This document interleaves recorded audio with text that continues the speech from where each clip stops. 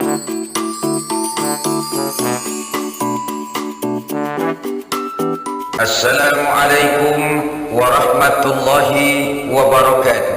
Waalaikumsalam warahmatullahi wabarakatuh. Saudara-saudara kaum muslimin rahimakumullah, adalah merupakan keyakinan dari penganut setiap agama untuk berpendapat bahwa hanya agamanya sajalah satu-satunya agama yang benar.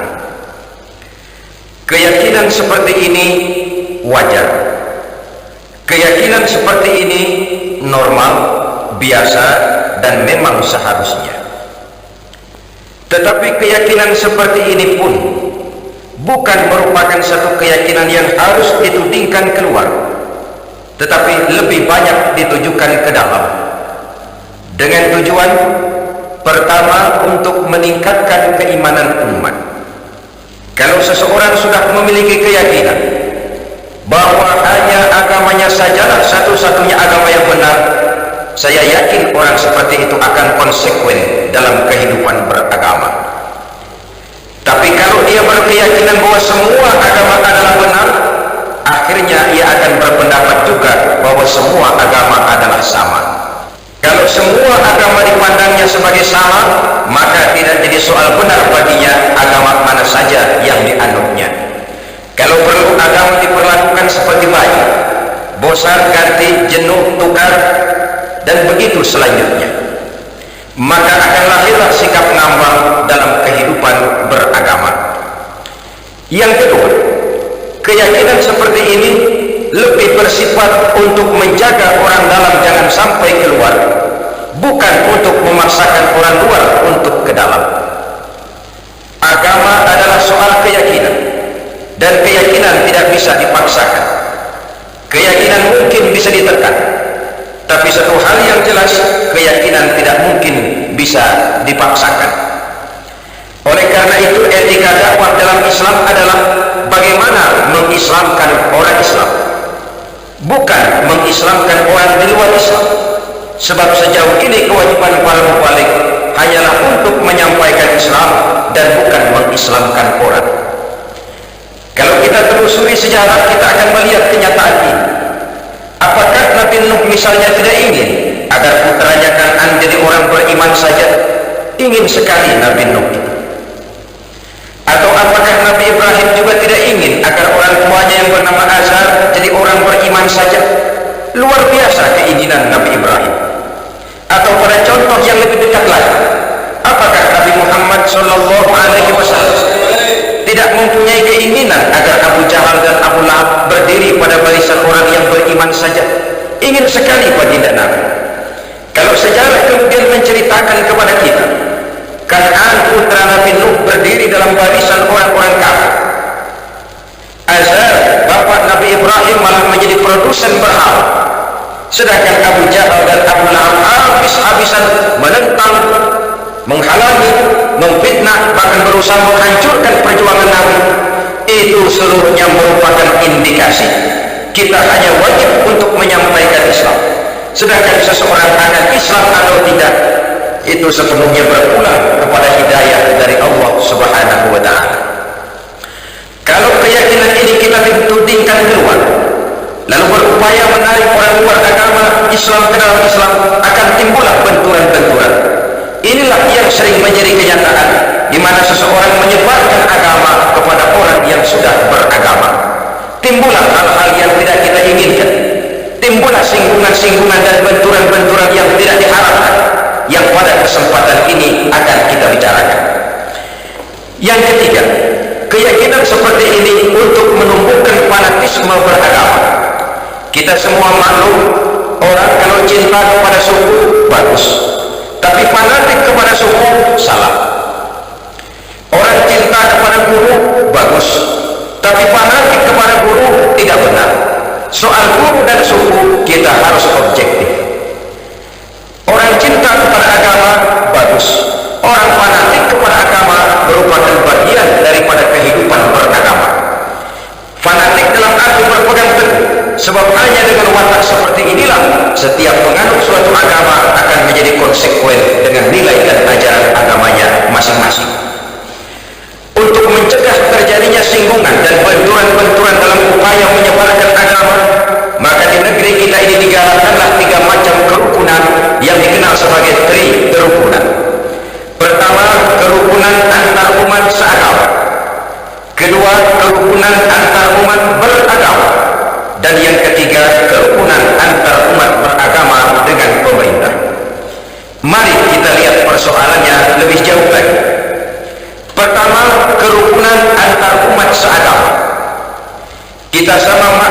Islam telah mengikat kita dengan akidah. Dari manapun seseorang datang, apapun saja warna kulitnya dan bahasa apapun yang dipakainya, kalau akidahnya sama, maka dia adalah saudara kita. Lebih tegas ini disabdakan oleh Rasulullah sallallahu alaihi wasallam, "Inna Allah la yanzuru ila suwarikum wa amwalikum, walakin yanzuru ila qulubikum wa a'malikum." Allah Subhanahu wa taala tidak memandang potonganmu. Allah Subhanahu wa taala juga tidak memandang hartamu. Yang Allah lihat, yang Allah nilai, yang Allah pandang tidak lain adalah hatimu dan amal perbuatanmu. Tentang wajah, tentang kulit, warna kulit, tentang suku bangsa dan bahasa, Islam menganjurkan kita untuk objektif. Ini yang orang sering katakan, walaupun keluar dari lumpur ayam, kalau memang telur, ambil. Keluarnya dari lumpur ayam tapi telur, kenapa tidak diambil? Islam mengajarkan kita untuk objektif. Islam mengikat kita dengan akidah. Kita adalah satu umat yang satu, yang ringan sama dijinjing, berat sama dipikul. Kita adalah bagaikan satu tubuh. Apabila yang satu sakit, yang lain akan ikut merasakan sakit. Kita adalah bagaikan satu bangunan. Posisi dan komposisi boleh saling berbeda, tetapi satu sama lain harus saling memperkuat, harus saling asih dan asuh. Jangan saling gasak, gesek dan gosok. Seorang muslim boleh saja dibungkus oleh baju tentara. Seorang muslim boleh saja dibungkus oleh baju polisi. Seorang muslim boleh dibungkus oleh baju pejabat, teknokrat, dokter, seniman, artis, pengusaha, pedagang, petani. Tapi baju apapun yang membungkus badannya, jiwa dan semangat Islamnya tidak boleh luntur oleh baju yang membungkus badannya itu. Lalu mampu menyusun kebersamaan untuk kemajuan dan kepentingan kita bersama. Soal perbedaan pendapat halal, soal perbedaan pendapat wajar. Kepala sama hitam, pendapat tentu berbeda. Tapi marilah kita lapang dada untuk menerima perbedaan pendapat, mencoba memandang orang lain tidak cuma dari sudut kepentingan sendiri saja, tidak cuma dengan kacamata kita saja, tapi mampu melihatnya dalam konteks yang luas. Hanya dengan demikian kita akan menjadi arif, menjadi bijaksana di dalam memberikan penilaian dan tidak terjebak kepada sudut pandang kita sendiri saja. Saudara-saudara kaum muslimin rahimakumullah, sudah lewat masanya kita umat Islam berkotak-kotak karena hal-hal kecil yang tidak prinsip. Sudah lewat masanya kita bertengkar karena hal-hal kecil yang menyangkut soal-soal teknis. Sudah datang waktunya kita menyusun sop yang lebih lurus, oleh karena tantangan-tantangan yang akan kita hadapi jauh lebih berat dari yang sudah kita lalui. Dan tentu orang yang tidak senang umat Islam bersatu masih banyak. Orang yang tidak senang umat Islam kompak masih gentayangan di mana-mana. Terang-terangan menghantam Islam, jelas mereka tidak berani. Kenapa? Ada satu modal positif dari kita umat Islam, yaitu fanatisme agama. Artinya, walaupun konsep agama tidak dilaksanakan, tapi kalau jihad dan berjuang untuk agama, dia mau berkorban nyawa. Ini merupakan modal yang positif. Maka orang ngerti betul, kalau Islam dihantam terang-terangan, yang paling goblok juga mesti marah. Mesti marah, mesti tersinggung, mesti terhina. Kalau agamanya dihantam terang-terangan, dia mesti bangkit. Maka untuk menghantam Islam, orang tentu masih menerapkan teorinya Slot-Grauge. Orang masih memakai taktik dan strateginya Dr. Van der Waals. Mau menghantam Islam, masuk ke dalam, bikin kacau Islam dari dalam. Tidak bisa assalamualaikum, latihan assalamualaikum, tidak bisa pakai sorban. Bicara di tengah umat Islam seolah-olah untuk kepentingan dan membela umat Islam, di belakangnya tidak lain tujuannya untuk menghancurkan Islam dari dalam. Maka kiai diadu dengan kiai, ulama diadu dengan ulama, umat bertengkar dengan sesama umat karena perbedaan organisasi. Maka jadilah kita nasib umat Islam persis seperti jangkrik. Marilah kita menyadari bahwa perbedaan pendapat satu hal yang wajar. Seorang muslim boleh dibungkus oleh baju apapun saja, tapi jiwa dan semangat Islamnya tidak boleh luntur oleh baju yang membungkusnya. Islam adalah milik muslim. Apa dia jadi tentara, apa dia jadi polisi, apa dia jadi pejabat, apa dia jadi seniman, apa dia jadi teknokrat, apa dia jadi artis, jikalau dia muslim, maka Islam adalah miliknya. Harus wajib dijaga dan dibela secara bersama-sama. Saudara-saudara kaum muslimin rahimakumullah, oleh karena itu jangan cuma bisa mempelajari dan membaca kitabnya Imam Syafi'i, tapi belajar juga lah akhlak dan etikanya Imam Syafi'i.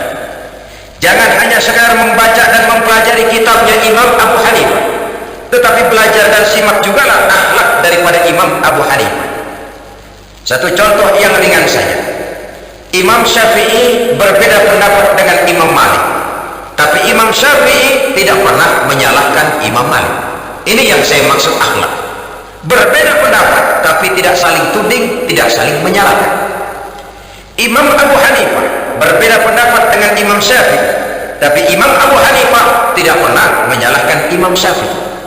Bahkan ada satu riwayat, satu malam Imam Abu Hanifah ziarah ke makam Imam Syafi'i, lalu beliau menginap di sekitar komplek itu.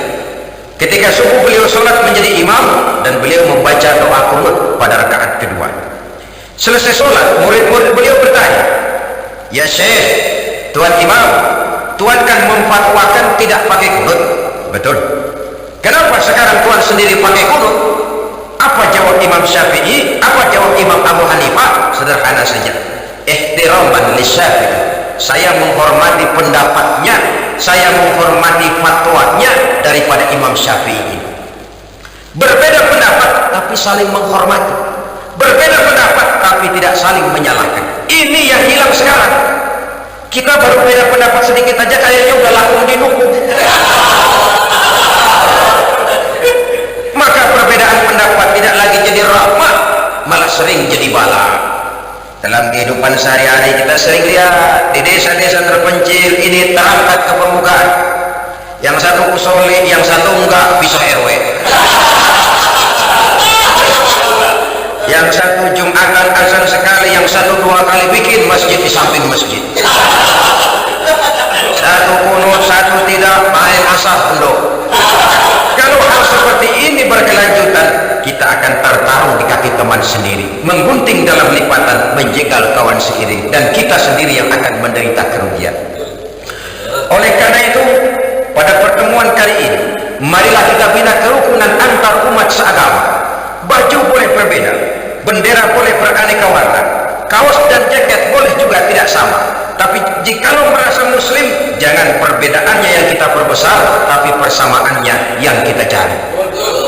Hanyalah jikalau kita rukun, kompak, guyup dan bersatu, saya yakin kita akan bisa berbuat lebih banyak, baik untuk kepentingan agama, bangsa dan negara yang sama-sama kita cintai ini. Tapi jikalau kita berpecah belah, centang perenang, satu ke barat, satu ke timur, lain ke utara, satu lagi ke selatan, tidak ada persamaan persepsi, maka kita akan tertarung di kaki teman sendiri, kita juga yang akan jadi lemah akibatnya. Saudara-saudara kaum muslimin rahimakumullah, oleh karena itu kerukunan antar umat seagama merupakan hal yang wajib kita laksanakan, agar dengan itu kita menjadi satu umat yang kuat untuk sanggup menjawab segala tantangan-tantangan dan problema-problema yang timbul, untuk meningkatkan harkat dan martabat kehidupan umat beragama. Bahwa kita punya keyakinan Islam tinggi, tidak ada yang lebih tinggi lagi daripada Islam, itu benar. Yang salah kalau itu sekadar kita jadikan apologi, sekadar untuk teriak-teriak membanggakan diri tanpa kita mau melihat apa yang kenyataan di dalam kehidupan kita sebagai umat. Kita bangga berteriak al-Islam ya'lu wa la yu'la alaih. Islam itu tinggi dan tidak ada yang lebih tinggi lagi daripada Islam. Kalau soal Islamnya jelas, tapi kalau sudah bicara soal umatnya, kita ini kayak orang main layangan. Layangannya tinggi kelik di mana-mana, yang mainin tetap aja di bawah. Padahal kita tidak ingin bernasib seperti orang main layang-layang. Layang-layang yang tinggi mengapung, sedangkan yang main layang-layang tidak pernah kemana-mana. Kita ingin seperti orang naik, membuat pesawat, lalu ikut naik pesawat, terbang bersama pesawat itu. Kalau Islam memang agama yang tinggi, maka kita muslim juga harus menjadi umat yang tinggi. Tinggi pendidikannya, tinggi ekonominya, tinggi kesadaran beragamanya, berbangsa dan bernegaranya. tinggi nilai etikanya, tinggi semangat jihadnya, dan begitulah selanjutnya. Bukan sekedar apologi dengan menyanyikan Islam sebagai agama yang tinggi sementara kita berada di bawah. Untuk itu kita memerlukan kebersamaan, dan kebersamaan hanya akan muncul dengan kesadaran bahwa setiap kita merupakan bagian dari yang lain. Saudara yang jadi seniman, berjuanglah untuk Islam lewat karya seninya.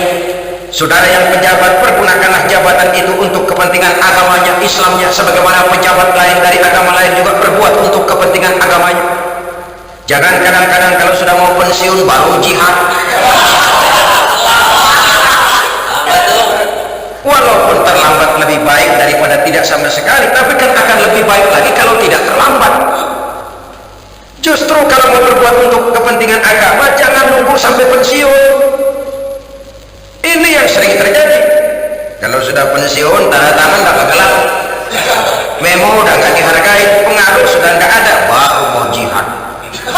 Ngomongnya hebat, segala macamnya hebat. Kemarin mana? Ya memang terlambat itu lebih baik daripada tidak sama sekali. Tapi kan lebih baik lagi kalau tidak terlambat. Dan kenapa takut berbuat untuk Islam? Karena orang lain, pejabat lain pun dari agama lain berbuat untuk kepentingan agamanya. Sama-sama berbuat. Yang artis berjuanglah untuk Islam lewat kemampuannya. Yang teknokrat berjuanglah untuk Islam dengan teknologinya. Dan begitulah selanjutnya. Jikalau setiap kita berpikir bagaimana kita menghidupkan nilai-nilai Islam ini, saya yakin dengan kebersamaan, maka nilai-nilai Islam akan lebih berkibar dan berkobar di bumi pertiwi yang kita cintai ini. Saudara-saudara kaum muslimin rahimakumullah, mari kita bina dan kita tingkatkan kerukunan antar umat seagama. Perbedaan pendapat jangan menyebabkan kita saling bergontokan, tapi saling menghormati, saling menghargai. Ketegangan-ketegangan yang ada jangan kita tambahkan lagi. Bahkan persamaannya yang harus kita cari, dan bukan perbedaannya yang kita besar-besarkan. Mari kembali kepada kesadaran Islam telah mengikat kita dengan tali akidah. Wa'tasimu bihablillahi jami'an wa la tafarraqu. Berpegang teguhlah kamu kepada tali Allah, kepada Islam ini, kepada Al-Quran ini, dan jangan kamu berpecah belah, jangan kamu bercerai-berai.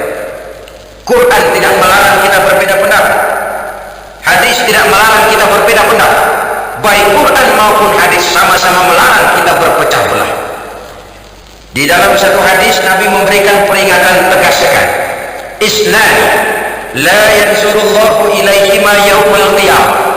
Ada dua golongan manusia yang di hari kiamat nanti tidak akan dipandang oleh Allah Subhanahu wa ta'ala.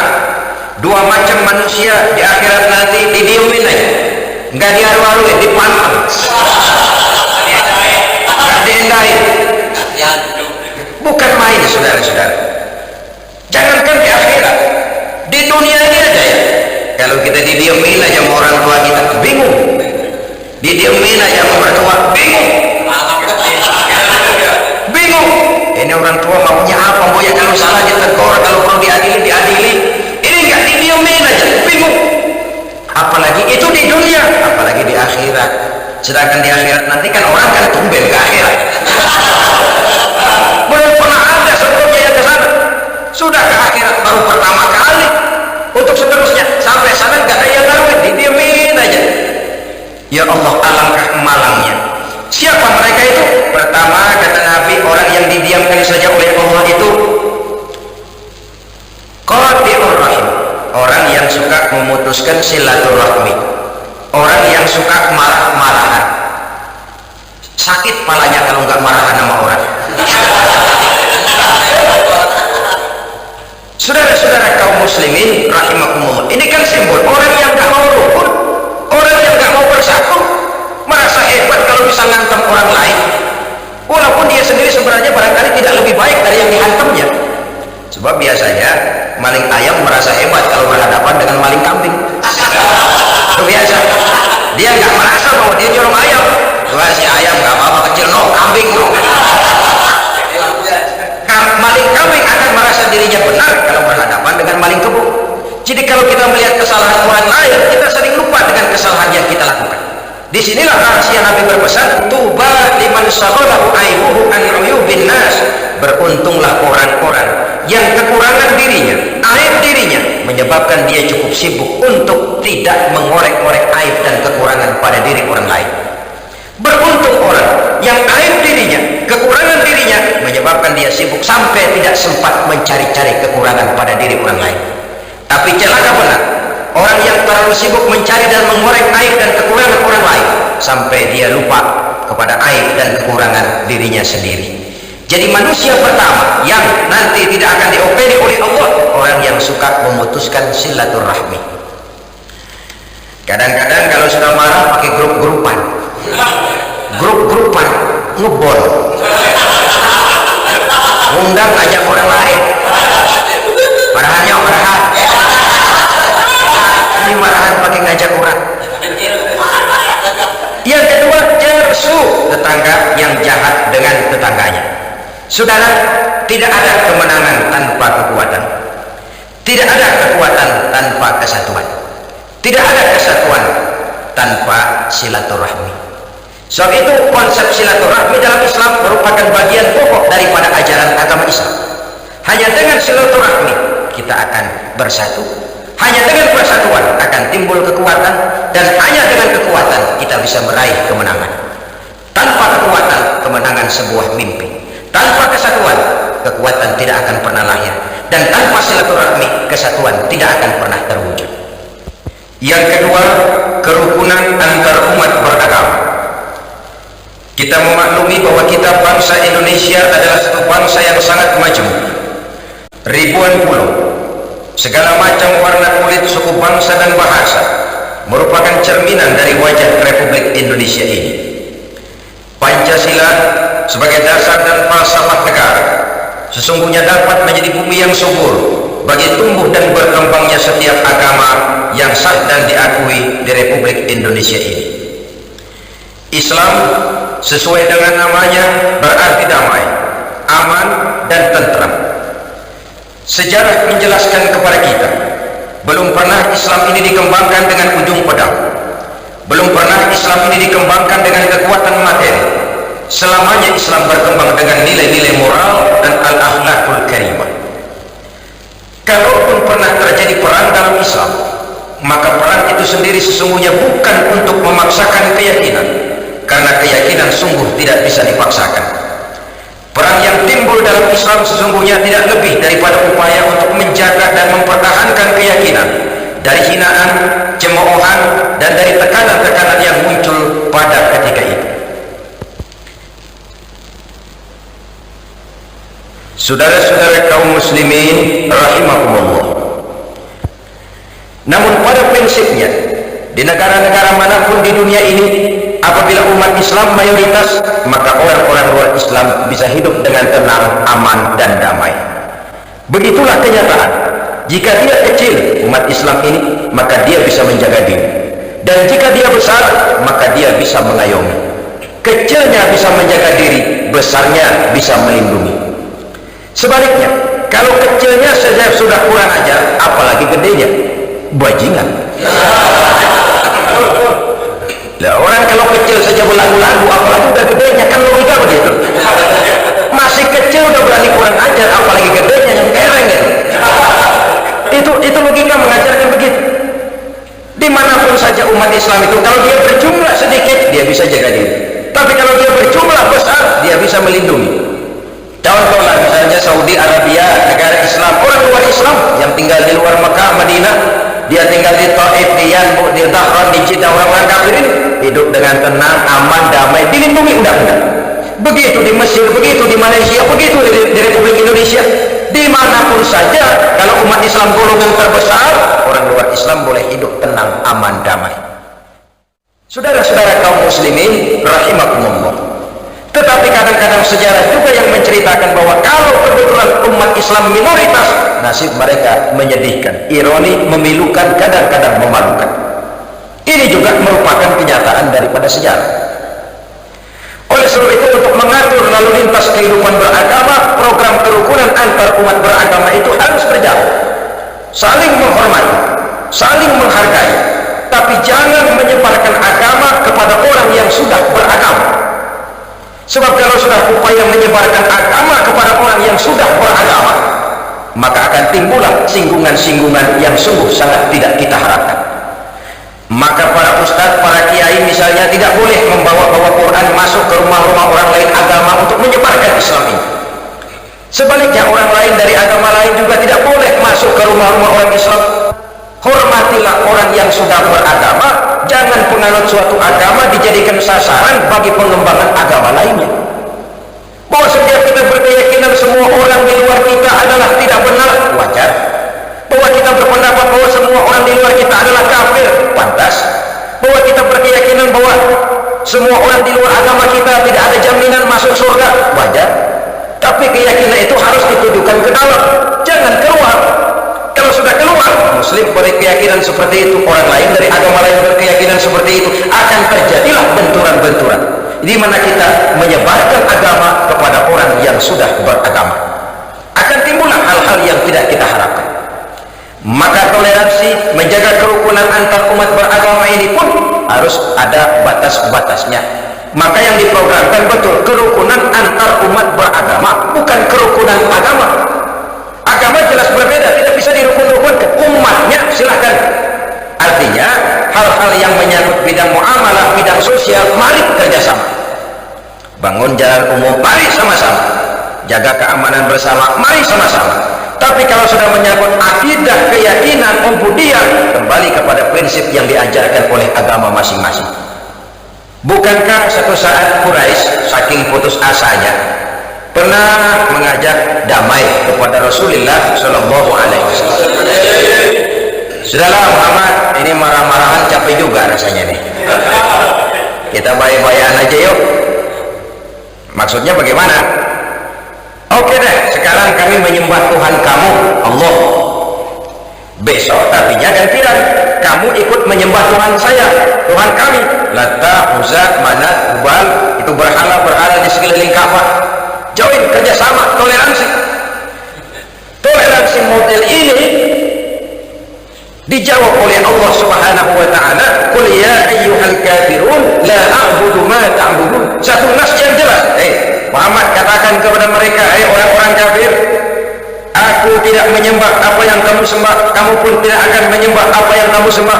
Ditutup dengan satu komitmen, satu statement resmi bahwa bagimu agamamu, bagiku agamaku. Artinya agama ada kafirnya. Jangan lalu dengan dalih toleransi, menjaga kerukunan, lalu yang dirukun-rukunkan agama yang jelas berbeda itu. Wah, jangan fanatik. Bagaimana musimnya aja, bagaimana musimnya saja, lalu semua agama dicampur adukan. Saudara-saudara kaum muslimin rahimakumullah, kalau soal menghormati orang yang berbeda agama, Islam paling hebat. Begini, orang kafir itu kan ada dua macam. Ada yang disebut kafir zimmi, ada yang dinamakan kafir harbi. Nah, kafir harbi ini semua orang di luar Islam yang kurang ajar kepada umat Islam, jelas nantang, jelas mengganggu, jelas menghambat. Kafir harbi halal darahnya. Yang kedua kafir zimmi, ini orang di luar Islam yang hidup berdampingan dengan umat Islam, saling menghormati, saling menghargai. Terhadap orang kafir seperti ini, Nabi pernah memberikan pesan, man aza zimmiyan faqad azani. Siapa yang coba menyakiti orang zimmi, orang kafir yang mau hidup damai dengan umat Islam, itu sama saja dengan menyakiti aku, kata Nabi. Dan siapa yang menyakiti aku, akulah lawannya di hari kiamat nanti. Artinya hormati. Pernah juga Rasul sedang duduk dengan para sahabat, ada sekelompok orang berangkat mengantar mengusung jenazah, hendak mengubur jenazah. Serta-merta Nabi berdiri memberikan penghormatan kepada jenazah yang lewat itu. Setelah jenazah lewat, para sahabat bertanya, ya Rasulullah, iya, yang lewat tadi itu jenazah orang Yahudi, kenapa kita berdiri menghormatinya? Jenazah Yahudi. Yahudi ya Rasul. Orang bukan sih? Ya orang, kalau orang mah. Cuman Yahudi, hormati kita Nabi. Yang dihormati orangnya, bukan keyakinan. Sudah mati pun dihormati. Konon lagi masih ini. Tapi jangan lupa, menghormati manusianya tidak sama dengan menghormati agamanya. Jadi oleh sebab itu, dengan dalih apapun, marilah kita bersama-sama berusaha mengekang diri, menjaga kerukunan antar umat beragama. Jangan menyebarkan agama kepada orang yang sudah beragama. Membangun tempat-tempat peribadatan sesuailah dengan kebutuhan umat. Artinya kalau umat Islam di satu kampung cuma 3 orang, tidak usah bangun masjid di kampung itu, mubazir. Yang penting bangun saja, jamaah kan bisa ngebon dari tempat lain. Tidak perlu. Muslimnya cuma 3 orang di kampung itu, lalu bangun masjid. Tanda tangan orang lain dipalsukan, disuruh ngaku-ngaku Islam atau di-Islam-Islamkan supaya masjid bisa berdiri. Ya tidak benar. Sebagaimanapun juga tidak perlu orang Kristen cuma bertiga di satu kampung lalu bangun gereja di kampung itu, kan mubazir. Tak apa-apa, nanti jamaah ngebon dari tempat lain. Akan terjadilah hal-hal yang tidak kita inginkan, timbul reaksi. Kalau sudah timbul reaksi, tentu tidak bisa disalahkan, karena memang hal-hal yang seperti itu akan berkembang dan sangat peka sekali. Saudara-saudara kaum muslimin rahimakumullah, oleh sebab itu, kalau bicara soal toleransi, bicara soal damai, bicara soal kerukunan antar umat beragama, muslim bukan teroris, muslim bukan umat yang sadis, muslim bukan umat yang suka cari gara-gara. Muslim sesuai dengan namanya adalah umat yang harus menebarkan rahmat kepada seluruh penjuru alam, kepada lingkungan di mana dia hidup. Tapi muslim walaupun bukan orang yang suka mencari-cari musuh, bukan orang yang suka lari kalau ketemu musuh. Musuh jangan dicari, ketemu jangan lari. Ini prinsip. Keyakinan tidak bisa dipaksakan, tapi keyakinan juga jangan diganggu-gugat. Untuk sesuatu yang bernama keyakinan ini, orang akan memandang enteng segala risiko. Kalau ia disinggung orang, jangankan cuma sekedar harta, waktu, tenaga, pikiran, bahkan nyawa satu-satunya yang paling berharga itu pun menjadi murah kalau untuk satu keyakinan. Dan ini bukan cuma milik muslim, milik keyakinan setiap penganut suatu agama. Rela mati, rela korban nyawa, jiwa untuk kepentingan agamanya. Sehingga kalau terjadi singgungan-singgungan, maka akan timbul keresahan sosial yang dampaknya akan sangat berbahaya.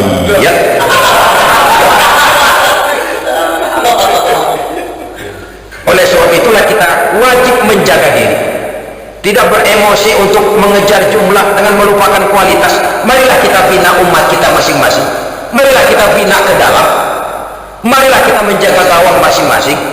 Jangan melakukan serangan ke daerah orang lain walaupun dengan cara yang paling halus. Menolong ya menolong orang, silakan. Membantu petani miskin dengan memberikan supermi, beras, pakaian, obat-obatan, beasiswa, silakan. Dari segi sosial itu baik. Tapi kalau itu cuma sekedar dalih, kalau cuma sekedar alat untuk menyampaikan agama kepada orang yang justru sudah beragama, itu kamuflase yang sungguh sangat berbahaya. Dan saya yakin satu agama yang ditegakkan di tengah dengan bujukan-bujukan materi, maka di negara-negara yang tingkat ekonominya tinggi, penduduknya makmur, biasanya agama kayak begitu agak laku itu. Bisa gulung tikar, makin makmur negara, makin tinggi ekonomi rakyat, makin bangkrut itu agama. Pada tingkat di mana kemakmuran rakyat sudah semakin tinggi, itu agama rasanya bakal gulung tikar. Agama adalah soal keyakinan, keyakinan itu soal kebenaran, dan kebenaran tentu milik bersama. Kita wajib menjaga kerukunan antar umat beragama dengan menghormati perasaan orang yang sudah beragama. Jangan menyebarkan agama sekali lagi kepada orang-orang yang sudah beragama. Jadi dengan demikian Islam memberikan satu gambaran yang jelas sekali. Mari saling menghormati, mari saling menghargai, mari menjaga kerukunan antar umat beragama.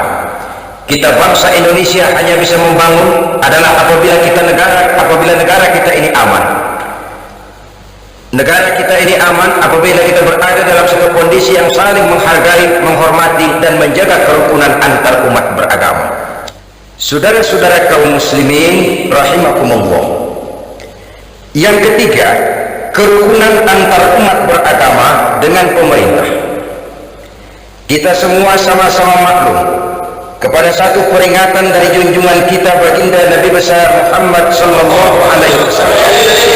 Beliau bersabda, adalah dua golongan manusia, apabila keduanya bisa bekerja sama dengan baik, nikmatlah rakyat. Tapi apabila keduanya tidak bisa bekerja sama dengan baik, maka kiamatlah umat. Keduanya adalah ulama dan umara. Ulama dan umara harus bekerja sama, dan bekerja sama artinya bukan saling memperalat. Ulama bukan alat daripada umara. Keduanya bekerja sama, keduanya sama membangun, hanya bidang pembangunannya saja yang berbeda-beda. Umara biasanya lebih cenderung membangun lingkungan hidup manusia, jalan, komplek perumahan, pusat-pusat perbelanjaan, bangunan fisik sekolah, dan lain sebagainya. Sedangkan ulama biasanya lebih membangun manusianya. Keduanya sama berjasa, keduanya sama berjuang, keduanya pun sama berbuat. Hanya saja umara biasanya disebut sebagai pemimpin formal, dan ulama dinamakan pemimpin non formal. Membangun manusia tidak lebih mudah daripada membangun lingkungan fisik. Bagaimanapun kerasnya besi, saudara bisa membentuk besi itu menurut selera saudara. Yang tebal bisa kita tipisin, yang lurus bisa kita bengkokin, yang bengkok bisa kita lurusin. Itu besi. Bagaimanapun kerasnya sepotong besi, dia akan tunduk kepada selera si pembuatnya.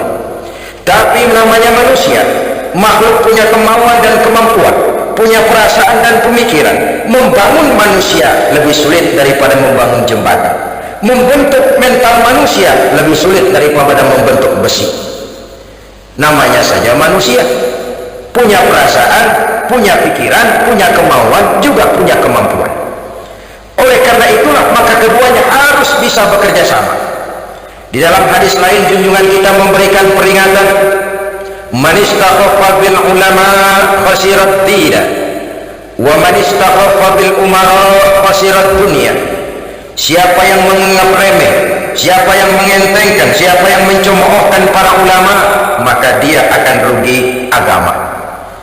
Kalau sudah rugi agama, ya rugi segala-galanya. Sebab kalau orang sudah jauh dari nilai-nilai agama, artinya dia buta nilai. Kalau dia sudah buta nilai, dia terjebak kepada menghalalkan segala cara untuk mencapai satu tujuan.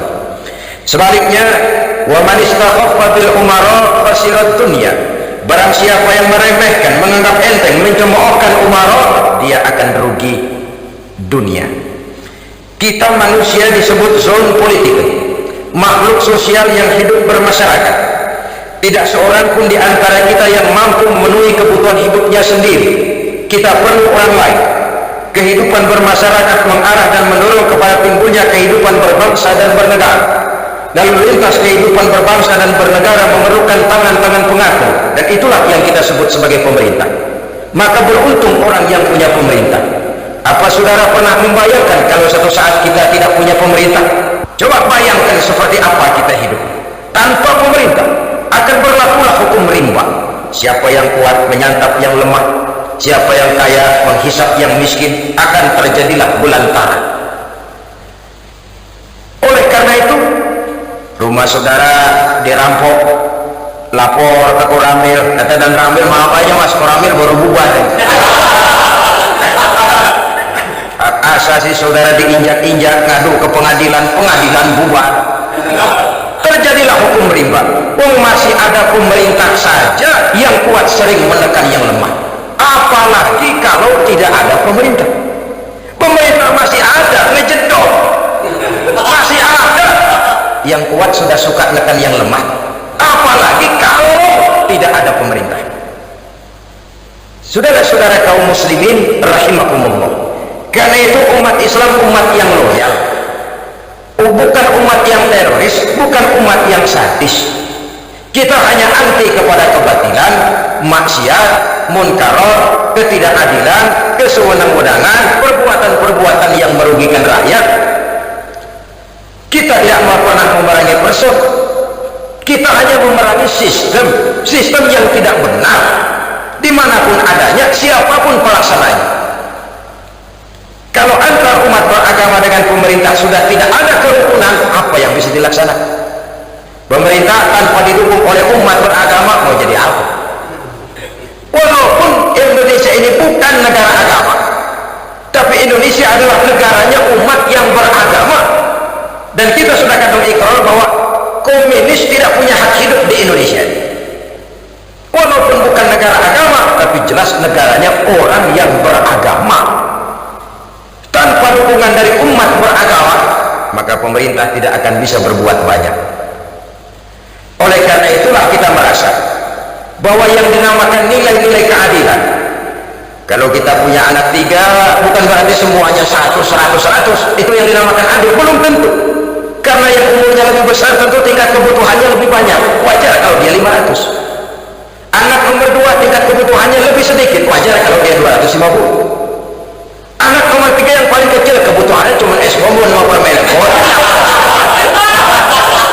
Gocap lah 50 juga anteng. Oh tidak, lalu kita harus berkata, oh saya orang tua yang adil, semua anak 100. Bukan itu keadilan. So umur si anak ini berbeda. Begitu juga kondisi kehidupan umat beragama di Republik Indonesia. Umat Islam ini mayoritas, ini anak paling gede nih. Ini anak paling gede, masa ukuran kebutuhannya sama dengan anak yang paling kecil? Bukan itu keadilan.